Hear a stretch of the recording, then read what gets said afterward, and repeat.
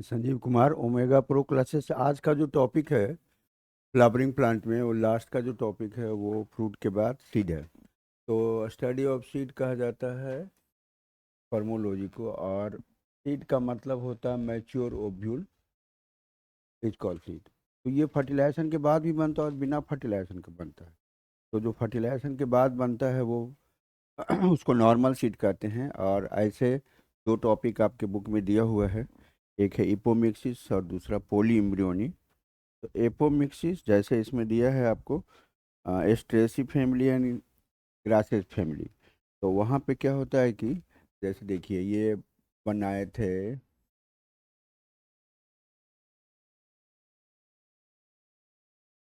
नहीं जायगोड नहीं, जब शुरू किए थे ना क्लास, तब यहाँ पे इस तरह से ढेर सारा सेल बनाए थे। तो उसको हमने क्या कहा था, new seller sell, new cells tissue. ठीक है, ये है न्यू सेलस टिश्यू। इसमें से एक को निकाल करके हमने डेवलपमेंट कराया था।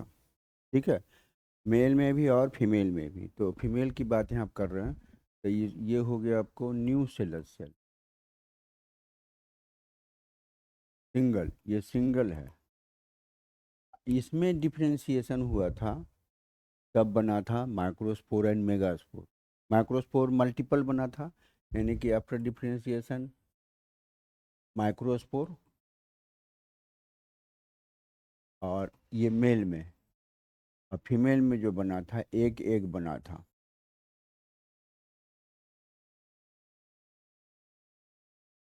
इस तरह से बनाए थे, याद है? एक है, यानी 7 सेल एंड 8 न्यूक्लियाई स्टेज। ठीक, तो यहाँ पर एक से तो ये बना, अब बाद में चल के फर्टिलाइजेशन हुआ, जायगोट बना, और जायगोट के बाद यहाँ पे सीड बना। इस तरह से मोनोकॉट और डाइकॉट, एक मोनोकॉट बनाए, एक डाइकॉट सीड बना। ठीक, तो दो कॉटिलिडन होता है तो उसको डाइकॉट, तो फर्टिलाइजेशन के बाद। और बिना फर्टिलाइजेशन का अगर ये डेवलप कर गया, ये सबका सब 2N है। अब बिना फर्टिलाइजेशन का अगर डेवलप कर जाएगा, ये तो एम्ब्रियो बनेगा और ये सीड के रूप में डेवलप कर गया।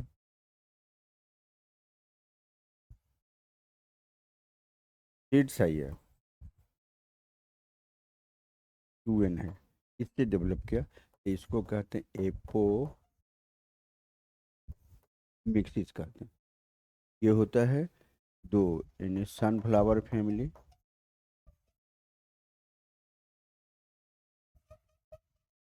And grasses family.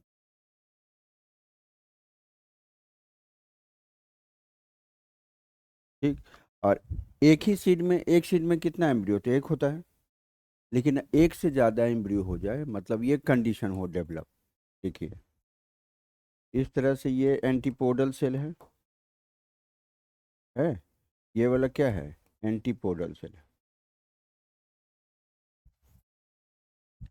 और ये हेल्प सेल है।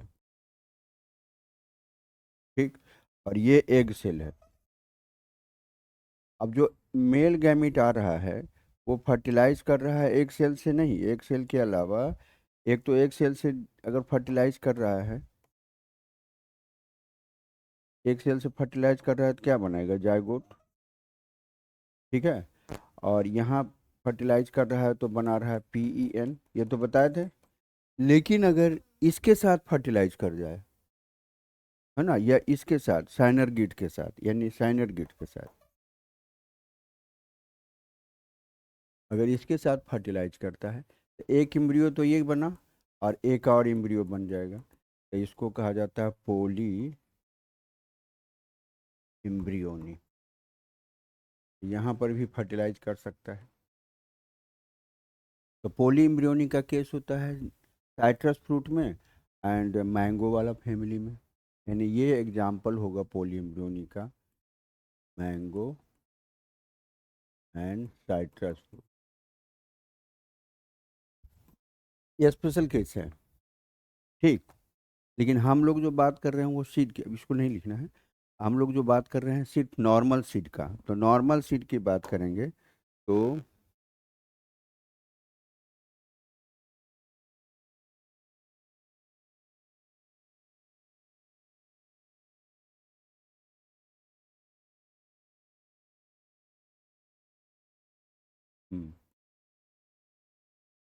मैंगो।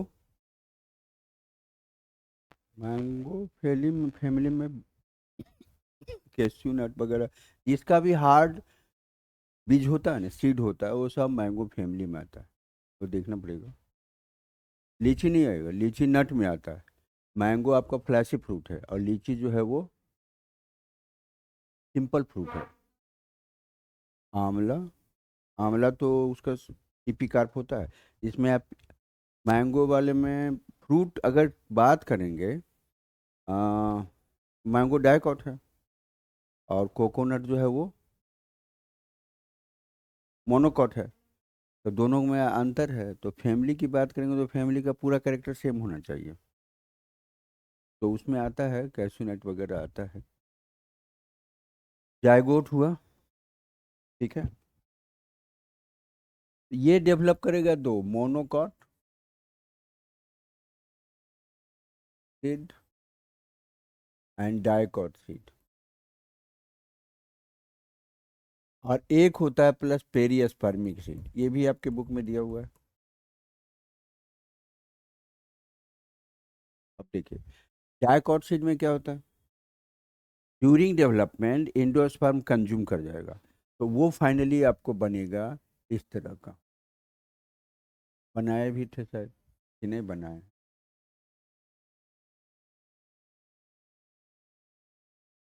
डाइकॉट एम्ब्रियो बनाए थे ना। देखिए, ये दो कॉटिलिडन है।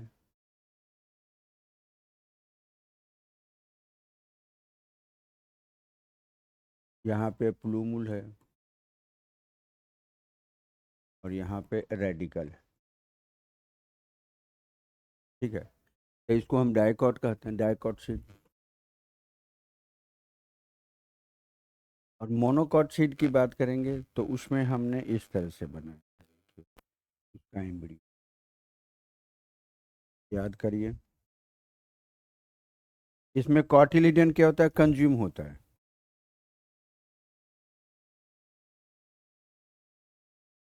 यहाँ पे प्लूमुल है, इसका कवरिंग को कोलियोप्टाइल कहते हैं। ठीक है। यहाँ पे रेडिकल है।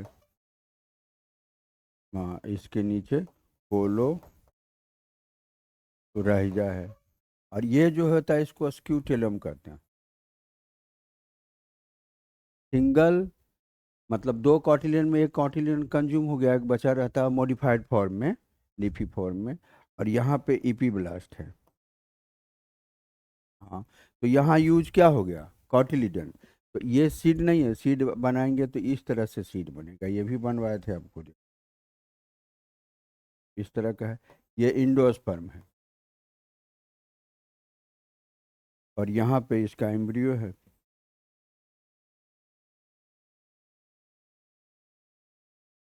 तो इसको कहेंगे मोनोकॉट सीड।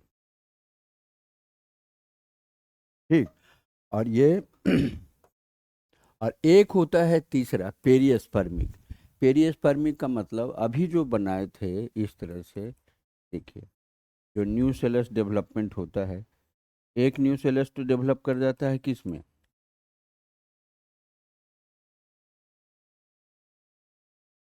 7 से 8 न्यूक्लियर स्टेज में। तो अगर रिमेनिंग जो न्यू सेलस है वो बचा रह गया, कंज्यूम नहीं हुआ, तो इसको कहते हैं पेरियस्पर्म। पेरियस्पर्म को डिफाइन करेंगे, रिमेन्स ऑफ न्यू सेलस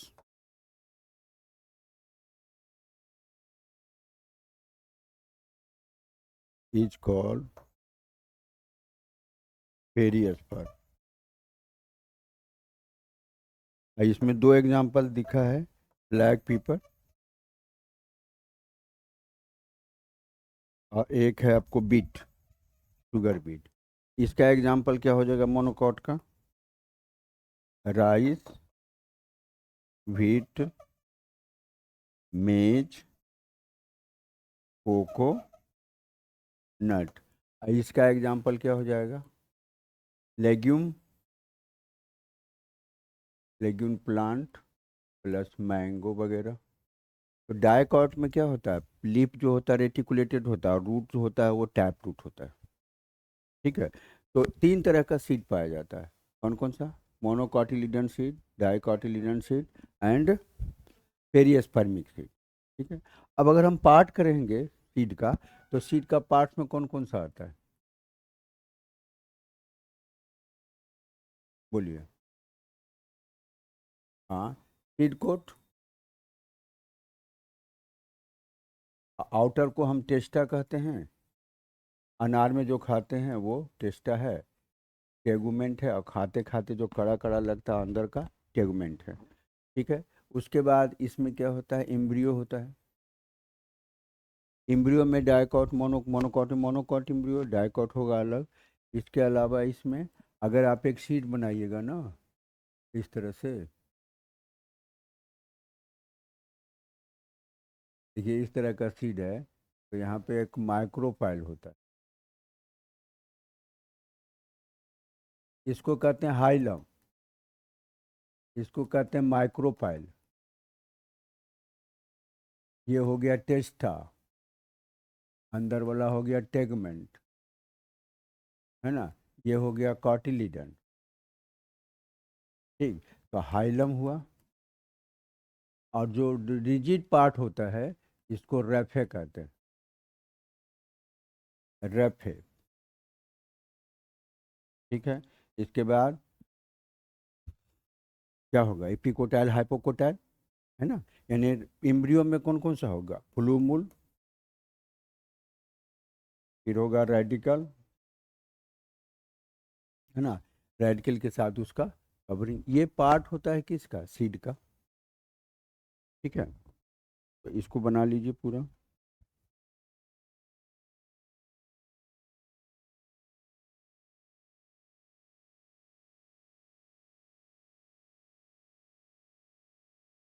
इसको इंडोस्पर्म जो कॉटिलिडन होता है उसको हम क्या कहते हैं? तीन तरह का सीड कौन कौन से बोले? पहला डाइकॉटिलिडन,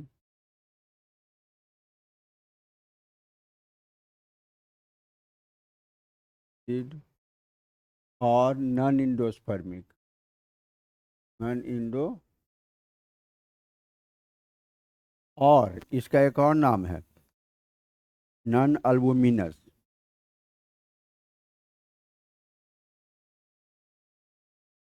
या इसको एक्स अल्बुमिनस। ठीक है। ये पहला हुआ। दूसरा कौन सा होगा? इंडोस्पर्मिक। हाँ, इंडोस्पर्मिक, मोनोकॉटिलिडन। और बोलिए। एल्बुमिनस ना जी। ये यहाँ पे ये नॉन अल्बुमिनस है, यहाँ पे अल्बुमिनस। और तीसरा पेरियस्पर्मिक।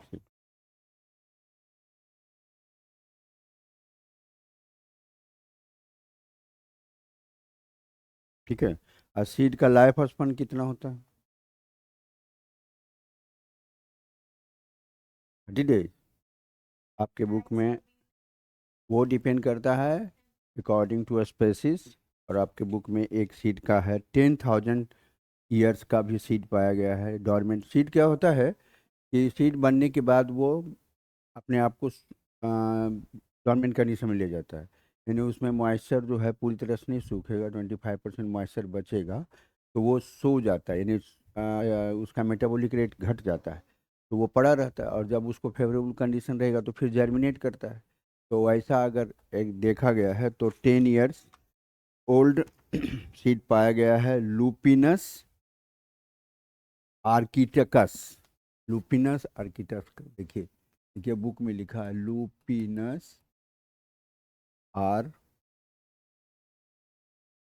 इकस, ये 10,000 ईयर्स पुराना सीड हो जाएगा। और एक है आपको डेट पाम का, डेट पाम का भी नाम याद रखिएगा, फोएनिक्स, फोएनिक्स डेक्टाइलो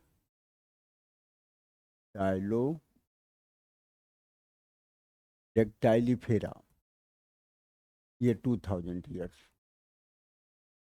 ऐसे सीड को रखा जाता है सीड बैंक के रूप में, यानी इसको फेवरेबल कंडीशन देंगे तो सीड बैंक का मतलब जैसे -196 डिग्री सेल्सियस पर रखेंगे लिक्विड नाइट्रोजन, तो बहुत दिन तक रह जाएगा। तो ऐसे उसका कुछ समय से लेकर के कुछ दिन से लेकर के कुछ महीना लेकर के कुछ ईयर्स लेके हजारों साल तक होता है। यानी सीड का जो वायबिलिटी होता है वो डिपेंड करता है वो कैसा सीड है ना। हम लोग जैसे कोकोनट है, तो कोकोनट में कौन सा पार्ट खाते हैं? कोकोनट में देखिए इस तरह से है, इसका ऊपर का इंडोकर और उसके बाद वाइट वाला पार्ट होता है, इसको क्या बोलते हैं? White Cornell. और यहाँ पे लिक्विड होता है,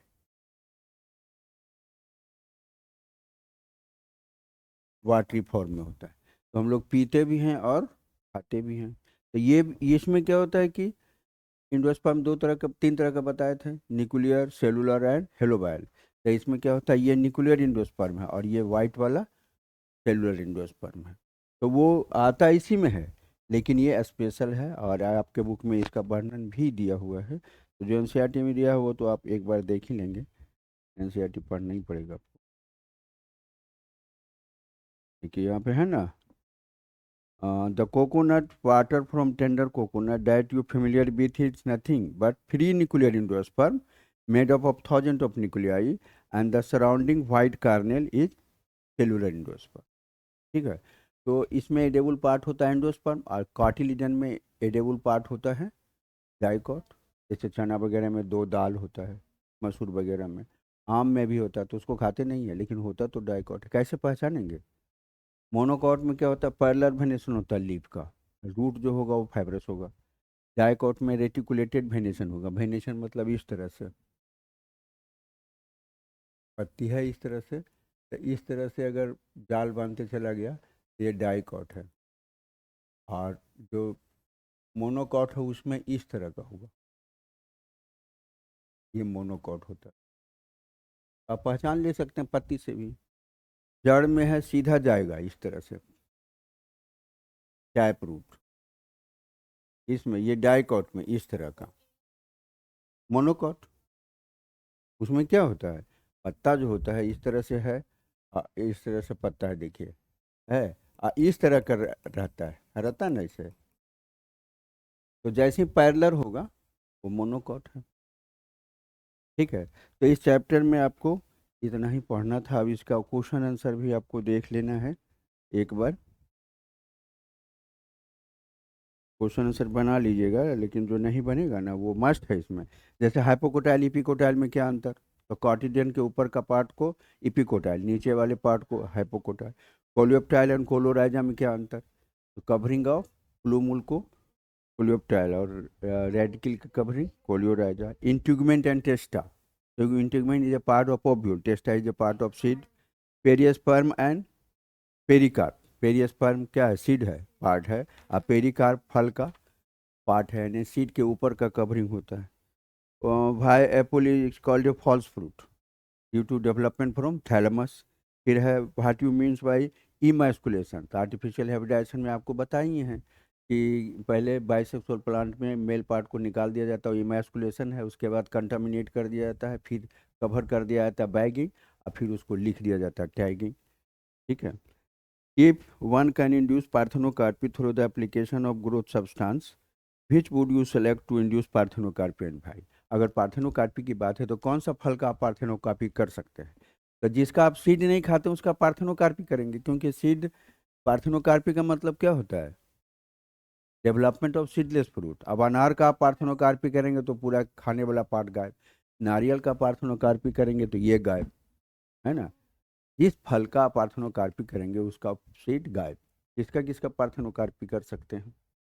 पपाया, ग्रेप, बनाना, इसमें सीड गायब कर सकते हैं। जो सीड आपको परेशान, बेल का भी कर सकते हो आप। बेल में बेल में सीड तो बड़ी परेशान करता है, कितने लोग पीना पसंद करते हैं, खाना नहीं पसंद करते। फिर आपका सेल्फ इनकम्पेटिबिलिटी क्या है? तो उसी को एस्टिलिटी कहते हैं, यानी अपना पोलन ग्रेन आया तो जर्मिनेट नहीं कर रहा है ड्यू टू टॉक्सिक इफेक्ट। ये it is due to genetic reason. फिर आपको है स्ट्रेटजीज, आपको सेल्फ पोलिने क्रॉस पोलिनेशन का डिवाइसेस तो 5-6 डिवाइसेस बताए थे। डिक्लिनी, हेट्रोस्टाइली, पेरपस्टलिटी, प्रीपोटेंसी, अर्कोगैमी, डाइकोगैमी, है ना, वो सब याद रखना है। कैजमोगैमस, क्लिस्टोगैमस फ्लावर क्या होता है? तो सेल्फ पोलिनेशन में दो तरह का होता है। कैजमोगैमस में open open bisexual flower, cleistogamous में क्लोज। 3 एग्जाम्पल याद रखना, वायोला, कॉमिलिना एंड ऑक्जालिस। ठीक है। Explain the role of tapetum in the formation of pollen grain wall. तो टेपिटम न्यूट्रिटिव पार्ट होता है, वो स्पोरोपोलिनिन वगैरह देता है, न्यूट्रिशन करता है, यानी कि जो एक जाइंट पार्ट है वो पूरा बना होता है उससे। और what is apomixis and it's important? तो एपोमिक्सिस का मतलब development of seed without fertilization, और इसका काम आपको होता है कहाँ पे यूज है? देखिए, because of importance of apomixis in hybrid seed industry, active research is going on in laboratories and around world to understand genetic of apomixis and transfer apomictic, यानी हाइब्रिड वैरायटी को डेवलप करने के लिए आपको इसका use किया जाता है। मतलब उसमें कैरेक्टर चेंज नहीं करेगा, क्योंकि ये सेक्सुअल रिप्रोडक्शन है। अब फर्टिलाइजेशन होगा तो उसमें जीन का फ्यूजन होता है, तो वो पूरा उसका कैरेक्टर चेंज कर देगा। तो हाई एपोमिक्सिस के द्वारा कैरेक्टर को रिटेन किया जाता है। जो कैरेक्टर हम हाइब्रिड करके लाए, हाइब्रिडाइजेशन करके लाए, उसको मेंटेन करने के लिए एपोमिक्सिस प्रोसेस किया जाता है। तो बस इतना ही, आज का चैप्टर ये ख़त्म। इसके बाद हम लोग शुरू करेंगे नया चैप्टर, ह्यूमन रिप्रोडक्शन। ठीक है, ये पूरा रिवीजन कर लेना।